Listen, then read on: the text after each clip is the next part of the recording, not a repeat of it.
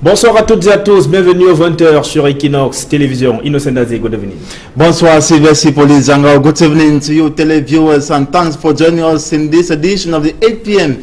Bilingual newscast on Equinox Television. In this edition of the news, we shall be telling you how President Paul Biya of the Republic of Cameroon have had the President of France, Emmanuel Macron, for the very first time since the election of the French President. Both head of states discuss security issues and equally the upcoming Francophonie Day, and as well as security issues around the Lake Chad Basin. Plus in sports, how Russia, host country, has finally sailed through to the quarterfinal phase of the 2018 FIFA World Cup after beating Spain in penalty shootout this afternoon. Entretien téléphonique hier entre Emmanuel Macron et Paul Biya. Le communiqué de l'Élysée qui relaie le contenu de cet entretien ne mentionne nulle part l'évocation de la crise anglophone. Selon l'Élysée, les deux chefs d'État ont évoqué plusieurs autres sujets d'actualité, notamment la lutte contre la secte islamiste Boko Haram et la situation sécuritaire dans le bassin du lac Tchad. Nous en parlerons dans cette édition de 20h. Du 20h, tout comme nous reviendrons sur l'élimination de l'Espagne qui quitte à son tour la phase finale de la Coupe du Monde après l'Argentine hier et le Portugal. Les Espagnols ont été battus cet après-midi à l'issue de la séance des tirs au but par la Russie qui est donc qualifiée pour les quarts de finale de sa Coupe du Monde.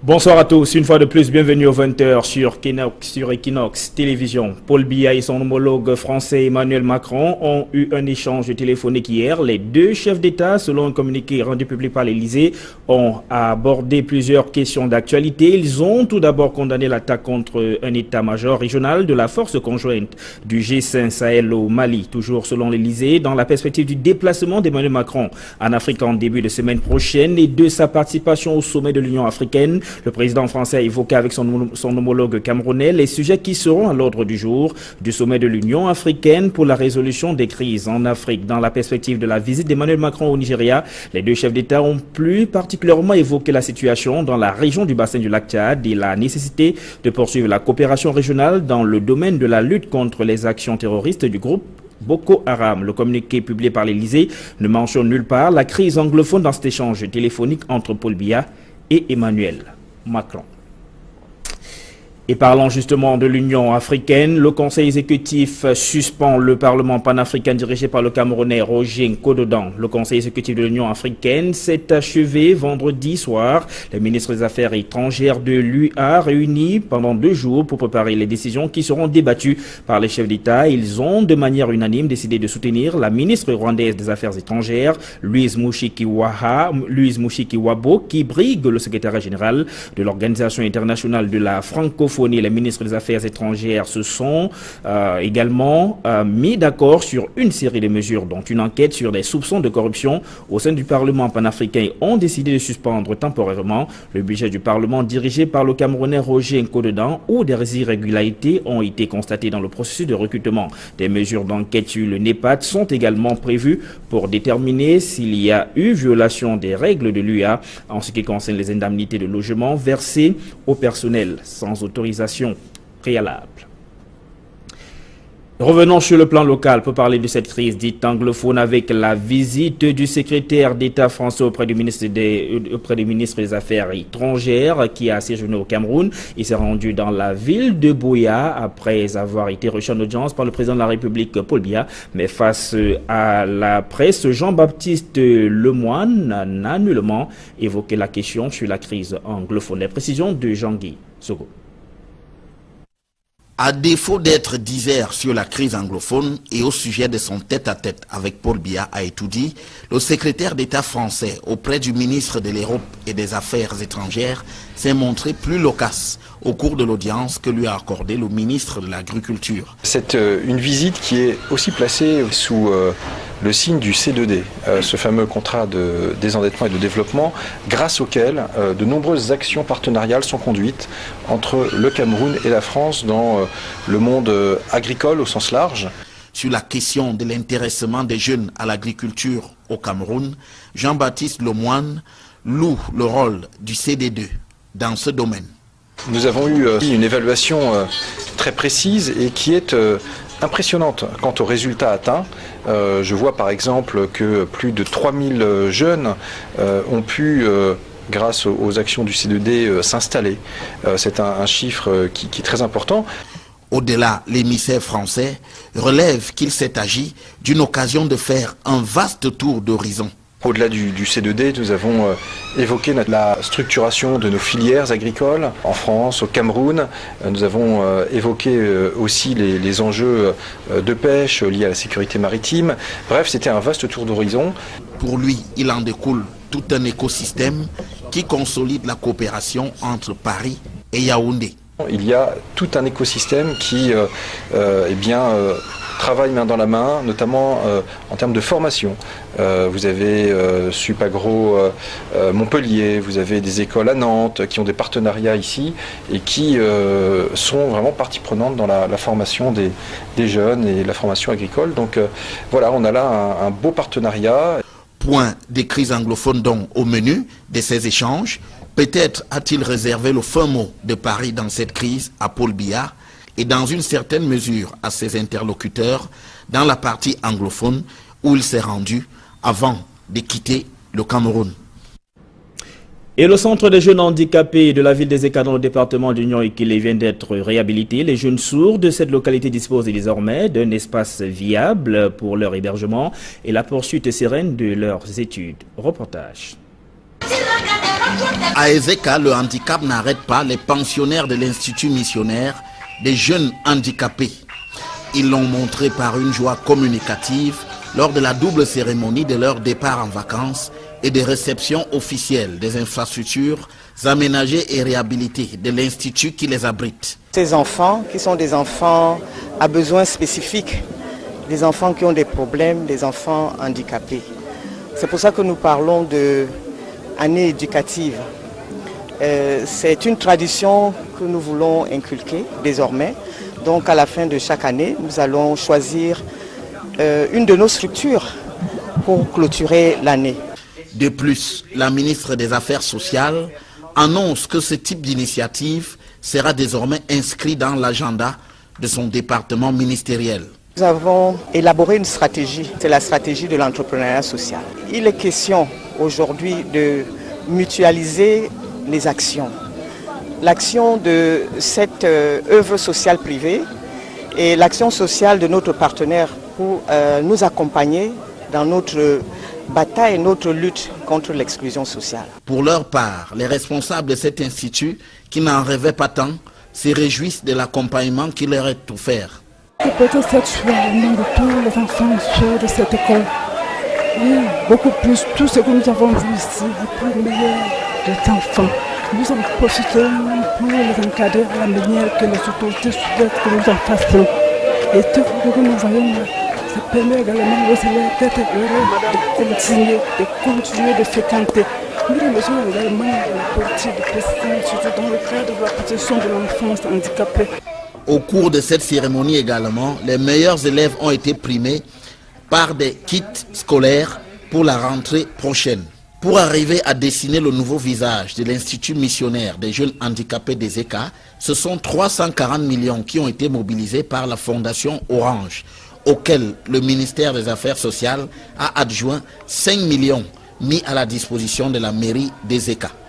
De quoi justifier tout l'entrain des pensionnaires de l'Institut missionnaire des jeunes handicapés des ECA. L'écosophie, en avez-vous déjà entendu parler? Eh bien, sachez que c'est une science qui consiste à concilier philosophie et protection de l'environnement. L'idée est d'un groupe de philosophes africains. Ces derniers viennent de se rencontrer dans la ville de Yaoundé pour densifier le concept. Jean Guizogo.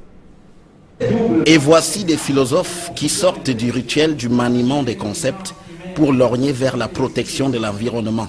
C'est l'aspect qui a préoccupé lors de la première édition du Café philosophique intitulé « Les relations entre politique, loi naturelle et environnement » qui vient de se tenir à l'Institut de philosophie Jean Moukassa, au lieu de la pensée et de la formation philosophique catholique à Yaoundé. Nous avons voulu travailler sur le thème d'année philosophie et environnement.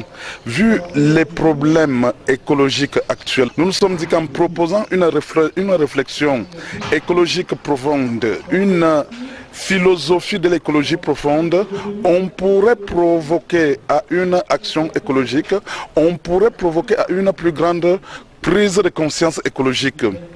Il est donc question, à l'image de Diogène, de continuer à chercher l'homme. C'est la même philosophie toujours. Diogène cherchait l'homme. Aujourd'hui, l'homme est en train de se perdre. Nous continuons à chercher l'homme.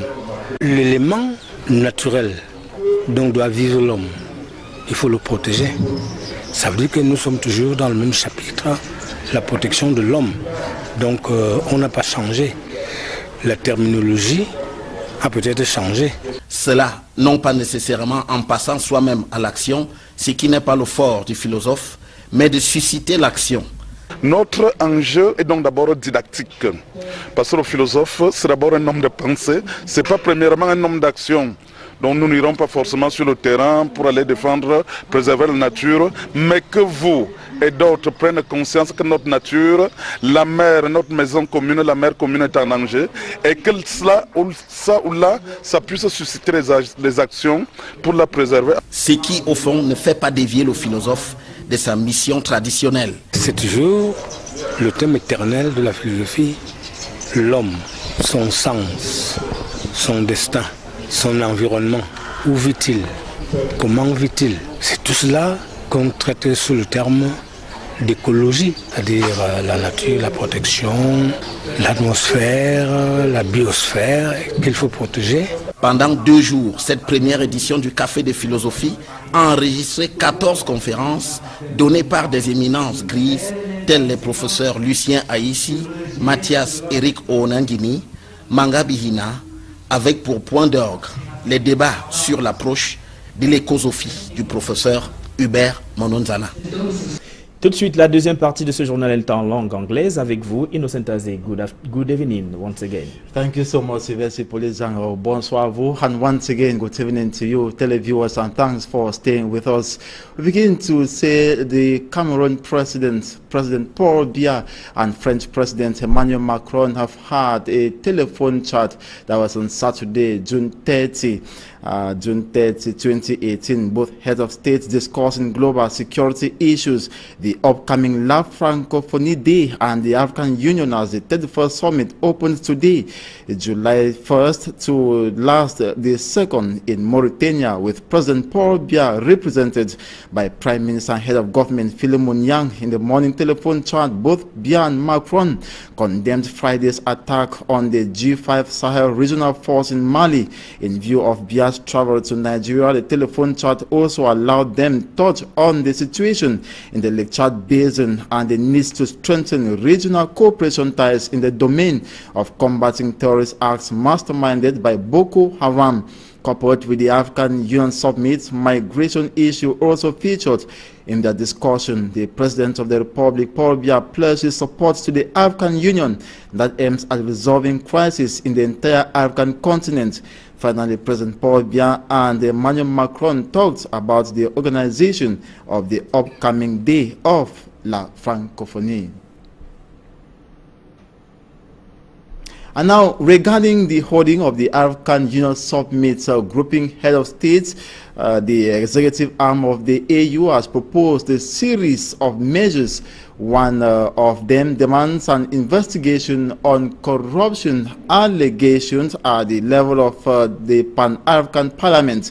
The ministers have decided to temporarily suspend their parliamentary budget following the discovery of irregularities since the election of Cameroonian-born Nkodo Dan as president of the Pan-African Parliament.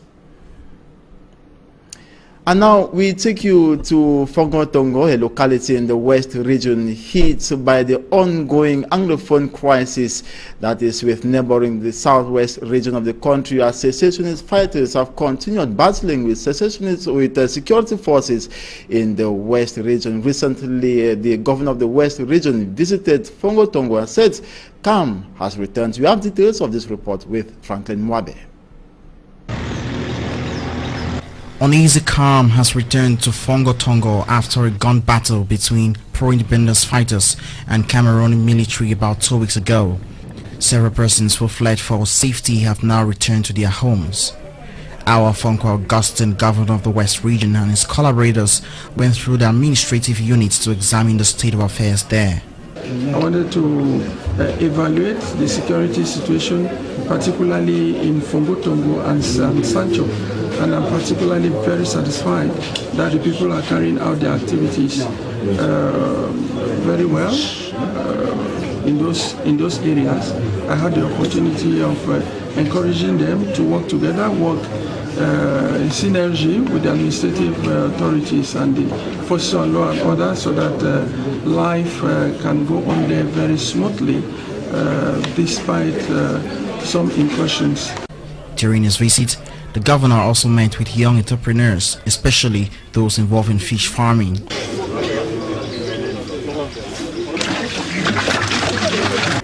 Governor Awa Fonko Augustine told the young entrepreneurs to get closer to competent authorities to seek for funds to upgrade their productive capacity.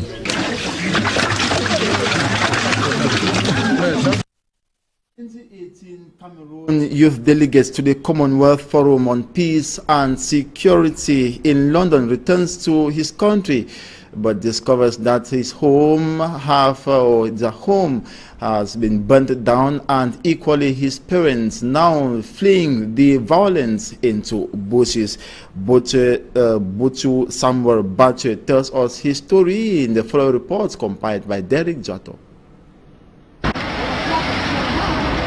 Buchu Samuel Bache, the Cameroon youth delegate to the Commonwealth on Peace and Security, is now wandering in Buea. This youth leader has not only lost his home, but also his family members. My family is living in the bush. I took risks. I saw gun shooting. I went to Banga Bakundu. From a corner, I didn't believe this was Cameroon. The plane was like Pakistan or Afghanistan. I'm telling you that this was the worst moment in my life to experience this. I saw live shooting. I went to an environment I could not believe. So the deplorable condition my family are living in, you are living in the bush, you can't stay at home. It's a threat to bullets. Your life you are a threat already, because bullets are moving everywhere on the buildings. He is from an official assignment sent by the Cameroon government to the United Kingdom to represent the country at the 11th Commonwealth Youth Forum in London, that saw over 2,000 youths drawn from Africa and around the world to discuss peace and security challenges. But just to return and be told that their home has been destroyed and his parents have disappeared. The reason is that while he was away in London for Cameroon, back at home, the absence of peace and security he went to advocate for on an international scene pushed his family members into the bushes. This issue is troubling me so much. I don't have peace of mind. My family, they are not in Buea. I'm in Buea. I can eat, I can drink water, but they are suffering. How will I don't have money to relocate them from that environment. I don't have money. What should I do? They were managing their life normally, but they cannot manage. They are suffering. What do you expect me to do? Today, the only thing Buchu Samuel is having with him is the exposure he brought from the London Youth Forum. The first thing I gather is an atmosphere of protocol, atmosphere of decency, atmosphere of focus, atmosphere of desire for or hunger for change. There I met young leaders who have tremendous work achievement in their communities. Youth who own big businesses. The knowledge he received. I learned how some in their countries, they have mutual respect between them and their states. They have this support, from their community in participating and engaging in their activities. Buchu Samuel is today telling people that he did not only come close to an African president, but for the first time had a one-on-one discussion with an African president. That was the president of Rwanda. I happened to meet with the president of Rwanda, that was President Paul Kagame, and we spoke for almost 10 minutes. Then he made me to understand one thing, that give people opportunities. Learn to work in unity. That's how you grow. People are the ones to elevate you, not yourself. We want to keep you there, not yourself. Young people are involved in preventing violence, counter violence, transforming. And today he has taken up the challenge to train youth leaders in Buea on peace and security, but insisted that in a country like Cameroon, where the youth constitute the majority of the population, peace can only be possible when the government start putting the youth at the center of every action. And many youth in Buea are seeing the move as timely. He was in the UK and he came back and he has a lot of things to talk, to share a lot of knowledge about peace and nation building. We are living in an environment where there is no peace and we are not secured. At any time you can be gunned down by stray bullets. You know, you hear gunshot here, and we are living in gunshot. So we think that there is no peace, and that is why such conferences that we are organizing, we're going to go a long way. Their resolutions, they say, will be forwarded to the government for action. And after the heavy and prolonged gun battle between pro-independence fighters and security forces in the southwest region Friday in Buea, some unidentified persons began compelling denizens of Mile 16 to close their shops within the next 2 hours. The atmosphere in Buea remained tense on Saturday, especially as the corpse of a policeman was discovered in a bush around the checkpoint. The police on the checkpoint were attacked by Amazonian fighters. Reports say denizens who discovered the corpse were all arrested by security forces. Buea, we are told, remained tense this Sunday. And lawyers of the Anglophone detainees, we're talking about Julius Issaquah Ayuk Tabe and co, who were extradited from Nigeria and detained in Cameroon. That is, they said to have urged governments to transfer the case file from SET to the military court for hearings to begin. They equally blame governments of violating the law. We have details in this report.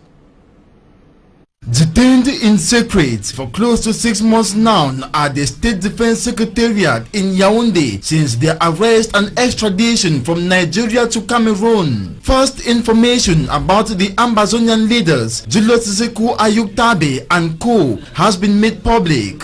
Led by Akiri Muna, lawyers of the incarcerated Amazonian leaders, after pressure on government, succeeded to have access to see Julius Issaquah Ayuk Tabe and others. La rencontre a bel et bien eu lieu.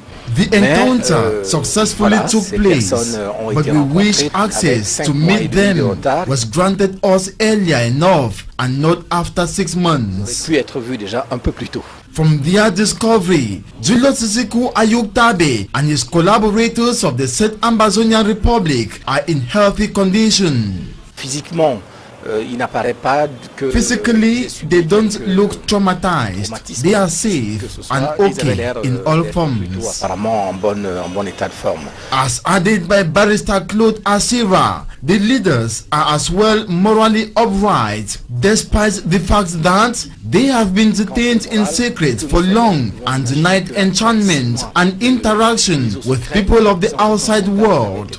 He says the leaders are a little bit worried about their loved ones. Ils doivent nécessairement, au-delà de ce que eux-mêmes peuvent penser, être atteints. The visiting lawyers denounced government gross violation of the law through the renewal of the 15-day custody as a means to keep them in detention. Generally, when there is renewal, in certain conditions, there are 2 maximum. But the law does not tolerate series of renewals. In this case, we have recorded consecutive renewals. Tous les 15 jours, vous aviez un renouvellement du délai de la garde à vue. On the subject of the next procedure of this affair, the lawyers from the Muna's cabinet believe that the police phase has faded out and for the military court to take over and begin hearings. They expect that the case file concerning the Amazonian leaders be channeled to the military tribunal as fast as possible. Entrer dans la phase judiciaire dans les tout prochains jours, que très rapidement le dossier devrait être transmis au tribunal militaire pour le début des audiences. The lawyers, however, refused to make a comment on the components they will use to defend Julius Issaquah Ayuk Tabe and co when they appear in court. They also expect that an extrajudicial action is not taken against the said Ambazonian leaders. And that's the end of this edition of the 8 p.m. bilingual newscast on Equinox Television. Thanks for watching. Sylvestre, bonne soirée. Bonne soirée à vous, Innocent Azé. Mesdames, Messieurs, c'est ici que nous mettons un terme à cette édition du journal bilingue sur Equinox Télévision. Restez en compagnie de nos programmes qui se poursuivent.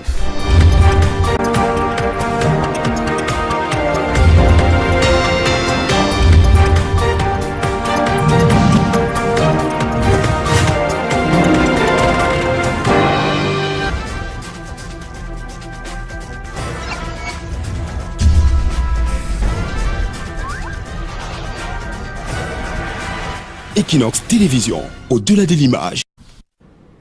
Et le centre des jeunes handicapés de la ville des Eka dans le département d'Union Ikile vient d'être réhabilité. Les jeunes sourds de cette localité disposent désormais d'un espace viable pour leur hébergement et la poursuite sereine de leurs études. Reportage. À Ezeka, le handicap n'arrête pas les pensionnaires de l'Institut missionnaire des jeunes handicapés. Ils l'ont montré par une joie communicative lors de la double cérémonie de leur départ en vacances et des réceptions officielles des infrastructures aménagées et réhabilitées de l'Institut qui les abrite. Ces enfants qui sont des enfants à besoins spécifiques, des enfants qui ont des problèmes, des enfants handicapés. C'est pour ça que nous parlons d'année éducative. C'est une tradition que nous voulons inculquer désormais. Donc à la fin de chaque année, nous allons choisir une de nos structures pour clôturer l'année. De plus, la ministre des Affaires sociales annonce que ce type d'initiative sera désormais inscrit dans l'agenda de son département ministériel. Nous avons élaboré une stratégie, c'est la stratégie de l'entrepreneuriat social. Il est question aujourd'hui de mutualiser les actions. L'action de cette œuvre sociale privée et l'action sociale de notre partenaire pour nous accompagner dans notre bataille, notre lutte contre l'exclusion sociale. Pour leur part, les responsables de cet institut, qui n'en rêvaient pas tant, se réjouissent de l'accompagnement qui leur est offert. Je peux être satisfait au nom de tous les enfants de cette école. Oui, beaucoup plus, tout ce que nous avons vu ici, le plus meilleur des enfants. Nous en profitons pour les encadrer à la manière que les autorités souhaitent que nous en fassions. Et tout ce que nous voyons là, ça permet également aux élèves d'être heureux, de continuer de fréquenter. Nous remercions également la politique du président, surtout dans le cadre de la protection de l'enfance handicapée. Au cours de cette cérémonie également, les meilleurs élèves ont été primés par des kits scolaires pour la rentrée prochaine. Pour arriver à dessiner le nouveau visage de l'Institut missionnaire des jeunes handicapés des ECA, ce sont 340 millions qui ont été mobilisés par la Fondation Orange, auquel le ministère des Affaires sociales a adjoint 5 millions mis à la disposition de la mairie des ECA. De quoi justifier tout l'entrain des pensionnaires de l'Institut missionnaire des jeunes handicapés des ECA. L'écosophie, en avez-vous déjà entendu parler? Bien, sachez que c'est une science qui consiste à concilier philosophie et protection de l'environnement. L'idée est d'un groupe de philosophes africains. Ces derniers viennent de se rencontrer dans la ville de Yaoundé pour densifier le concept. Jean Guizogo. Et voici des philosophes qui sortent du rituel du maniement des concepts pour lorgner vers la protection de l'environnement. C'est l'aspect qui a préoccupé lors de la première édition du Café philosophique intitulé « Les relations entre politique, loi naturelle et environnement ». Louise Mouchiki-Wabo, qui brigue le secrétaire général de l'Organisation internationale de la francophonie. Les ministres des Affaires étrangères se sont également mis d'accord sur une série de mesures, dont une enquête sur des soupçons de corruption au sein du Parlement panafricain. Ont décidé de suspendre temporairement le budget du Parlement dirigé par le Camerounais Roger Nkodedan, où des irrégularités ont été constatées dans le processus de recrutement. Des mesures d'enquête sur le NEPAD sont également prévues pour déterminer s'il y a eu violation des règles de l'UA en ce qui concerne les indemnités de logement versées au personnel sans autorisation préalable. Revenons sur le plan local pour parler de cette crise dite anglophone avec la visite du secrétaire d'État français auprès du ministre des Affaires étrangères qui a séjourné au Cameroun. Il s'est rendu dans la ville de Buea après avoir été reçu en audience par le président de la République Paul Biya. Mais face à la presse, Jean-Baptiste Lemoine n'a nullement évoqué la question sur la crise anglophone. Les précisions de Jean-Guy Sogo. À défaut d'être divers sur la crise anglophone et au sujet de son tête-à-tête avec Paul Biya à Etoudi, le secrétaire d'État français auprès du ministre de l'Europe et des Affaires étrangères s'est montré plus loquace au cours de l'audience que lui a accordé le ministre de l'Agriculture. C'est une visite qui est aussi placée sous le signe du C2D, ce fameux contrat de désendettement et de développement, grâce auquel de nombreuses actions partenariales sont conduites entre le Cameroun et la France dans le monde agricole au sens large. Sur la question de l'intéressement des jeunes à l'agriculture au Cameroun, Jean-Baptiste Lemoine loue le rôle du CD2 dans ce domaine. Nous avons eu une évaluation très précise et qui est impressionnante quant aux résultats atteints. Je vois par exemple que plus de 3000 jeunes ont pu, grâce aux actions du C2D, s'installer. C'est un chiffre qui est très important. Au-delà, l'émissaire français relève qu'il s'est agi d'une occasion de faire un vaste tour d'horizon. Au-delà du C2D, nous avons évoqué la structuration de nos filières agricoles en France, au Cameroun. Nous avons évoqué aussi les enjeux de pêche liés à la sécurité maritime. Bref, c'était un vaste tour d'horizon. Pour lui, il en découle tout un écosystème qui consolide la coopération entre Paris et Yaoundé. Il y a tout un écosystème qui travaille main dans la main, notamment en termes de formation. Vous avez Supagro Montpellier, vous avez des écoles à Nantes qui ont des partenariats ici et qui sont vraiment partie prenante dans la formation des jeunes et la formation agricole. Donc voilà, on a là un beau partenariat. Point des crises anglophones donc au menu de ces échanges. Peut-être a-t-il réservé le fin mot de Paris dans cette crise à Paul Biya et dans une certaine mesure à ses interlocuteurs dans la partie anglophone où il s'est rendu avant de quitter le Cameroun, qui vient de se tenir à l'Institut de philosophie Jean Moukassa, au lieu de la pensée et de la formation philosophique catholique à Yaoundé. Nous avons voulu travailler sur le thème d'année philosophie et environnement. Vu les problèmes écologiques actuels, nous nous sommes dit qu'en proposant une réflexion écologique profonde, une philosophie de l'écologie profonde, on pourrait provoquer à une action écologique, on pourrait provoquer à une plus grande prise de conscience écologique. Il est donc question, à l'image de Diogène, de continuer à chercher l'homme. C'est la même philosophie toujours. Diogène cherchait l'homme. Aujourd'hui, l'homme est en train de se perdre. Nous continuons à chercher l'homme. L'élément naturel dont doit vivre l'homme, il faut le protéger. Ça veut dire que nous sommes toujours dans le même chapitre, la protection de l'homme. Donc on n'a pas changé. La terminologie a peut-être changé. Cela, non pas nécessairement en passant soi-même à l'action, ce qui n'est pas le fort du philosophe, mais de susciter l'action. Notre enjeu est donc d'abord didactique. Parce que le philosophe, c'est d'abord un homme de pensée, ce n'est pas premièrement un homme d'action.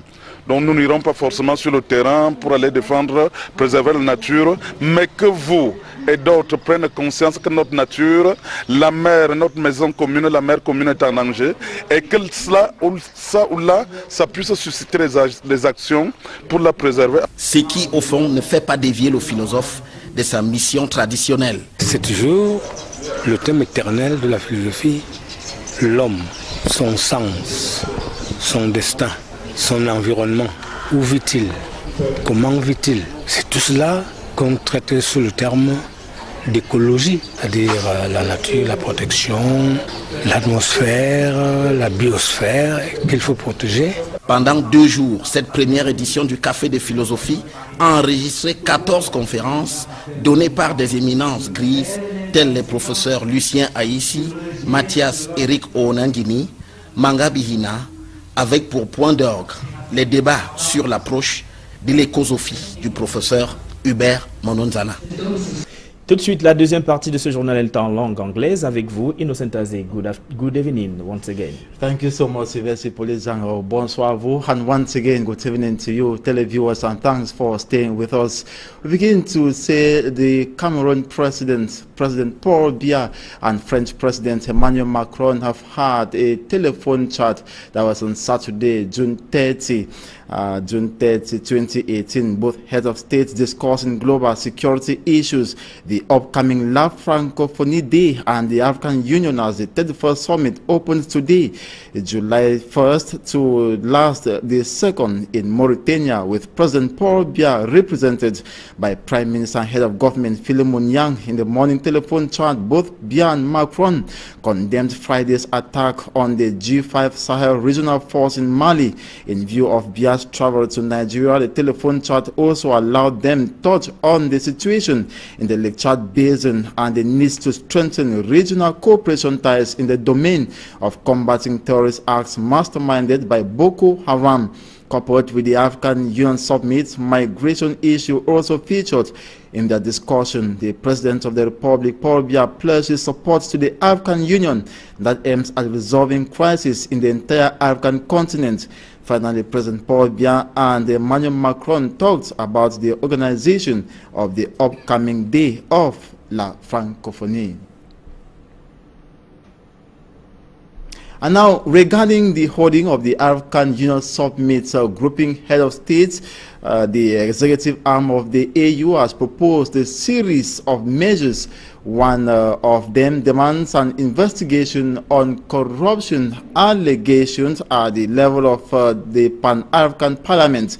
The ministers have decided to temporarily suspend their parliamentary budget following the discovery of irregularities since the election of Cameroonian-born Nkodo Dan as president of the Pan-African Parliament. And now we take you to Fongotongo, a locality in the West region hit by the ongoing Anglophone crisis that is with neighboring the southwest region of the country, as secessionist fighters have continued battling with security forces in the West region. Recently, the governor of the West region visited Fongotongo and said calm has returned. We have details of this report with Franklin Mwabe. Uneasy calm has returned to Fongotongo after a gun battle between pro-independence fighters and Cameroon military about 2 weeks ago. Several persons who fled for safety have now returned to their homes. Our Fonko Augustine, governor of the West region, and his collaborators went through the administrative units to examine the state of affairs there. I wanted to evaluate the security situation, particularly in Fongotongo and Sancho, and I'm particularly very satisfied that the people are carrying out their activities very well in those areas. I had the opportunity of encouraging them to work together, work in synergy with the administrative authorities and the forces of law and order, so that life can go on there very smoothly despite some incursions. During his visit, the governor also met with young entrepreneurs, especially those involved in fish farming.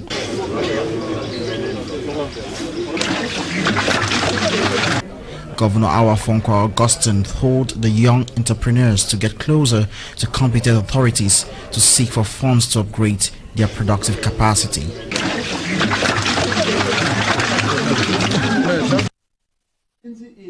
Cameroon youth delegates to the Commonwealth Forum on Peace and Security in London returns to his country.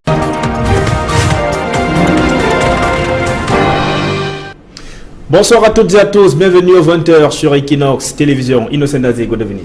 Bonsoir, Sylvester Polizango. Good evening to you, televiewers, and thanks for joining us in this edition of the 8 p.m.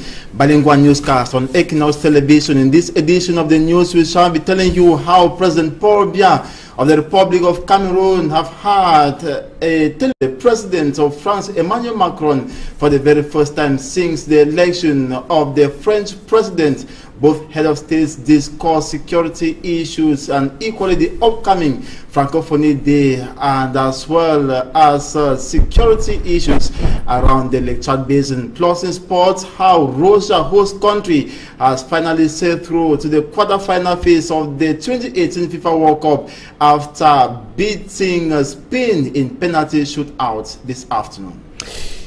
Entretien téléphonique hier entre Emmanuel Macron et Paul Biya. Le communiqué de l'Élysée qui relaie le contenu de cet entretien ne mentionne nulle part l'évocation de la crise anglophone. Selon l'Élysée, les deux chefs d'État ont évoqué plusieurs autres sujets d'actualité, notamment la lutte contre la secte islamiste Boko Haram et la situation sécuritaire dans le bassin du lac Tchad. Nous en parlerons dans cette édition de 20h. Du 20h, tout comme nous reviendrons sur l'élimination de l'Espagne qui quitte à son tour la phase finale de la Coupe du Monde après l'Argentine hier et le Portugal. Les Espagnols ont été battus cet après-midi à l'issue de la séance des tirs au but par la Russie qui est donc qualifiée pour les quarts de finale de sa Coupe du Monde.